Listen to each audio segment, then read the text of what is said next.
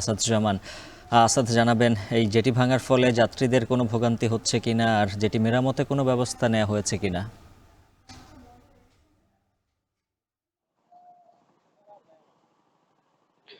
উজ্জ্বল, আপনি যেমনটি বলছিলেন, আমি এখন রয়েছি পাটুরিয়া লঞ্চ ঘাটে।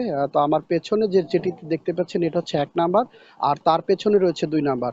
তো কালকেই কিন্তু ২ নাম্বার যে জেটিটি রয়েছে সেটি কিন্তু একেবারে পুরো ভেঙে কিন্তু পানিতে চলে গেছে। আর আমার পেছনে যেটা রয়েছে সেটা কিন্তু এমন অবস্থায় রয়েছে, এটা যে কোনো সময় চলে যাওয়ার সম্ভাবনা রয়েছে, মানে অনেক ঝুঁকিতে রয়েছে।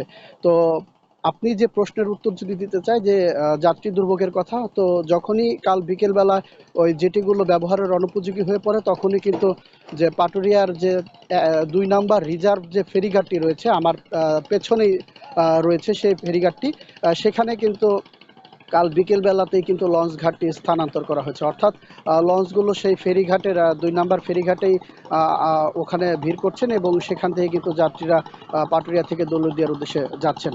তো ভোগান্তি যাত্রীদের তেমন একটি নেই, কিন্তু এই যে যে পাটুরিয়া জেটিগুলো বিলীন হয়ে গেল পদ্মার তীব্র ভাঙনের ফলে, পাশে জেটির পাশেই কিন্তু কিছু স্থাপনা রয়েছিল ছোট ছোট দোকানপাট, সেগুলো কয়েকটি কিন্তু তারা সরিয়ে নিয়েছে কারণ ভাঙন ঝুঁকিতে রয়েছে।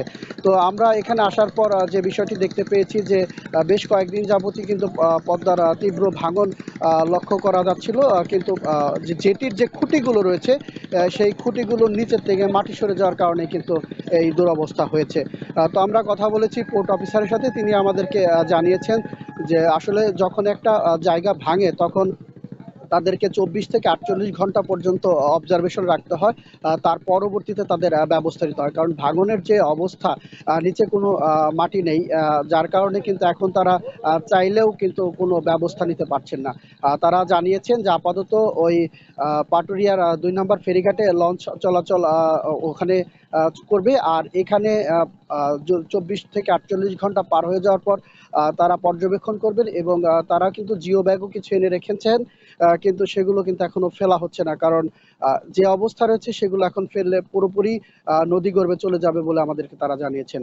তো আরেকটা বিষয় জানিয়েছে যে স্থানীয়রা জানিয়েছেন, যারা এখানে কর্মরত তারা জানিয়েছেন যে দীর্ঘদিন যাবৎ এখানে দেখার পরেও বিআইডব্লিউটি কর্তৃপক্ষ উদ্যোগ না নেওয়ার কারণেই এই যেটির এই দুর্দশা হয়েছে। তো উজ্জ্বল, এই ছিল আমার কাছে পাটুরিয়া লঞ্চ ঘাটের যেটির সর্বশেষ সংবাদ। পাটুরিয়া লঞ্চঘাট থেকে যুক্ত ছিলেন সহকর্মী আসাদুজ্জামান।